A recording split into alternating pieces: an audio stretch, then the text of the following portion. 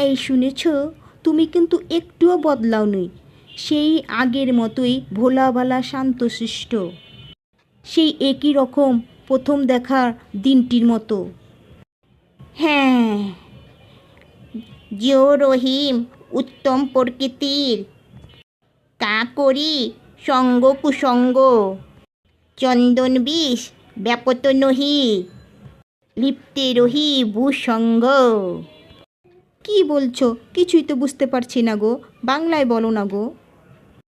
তাহলে শোনো, রহিম বলছে যেমন সাপ জড়িয়ে থাকলেও চন্দন গাছে কোনো ক্ষতি হয় না, সেই রকম উত্তম প্রকৃতির মানুষের উপর কুসঙ্গ কোনো প্রভাব ফেলে না।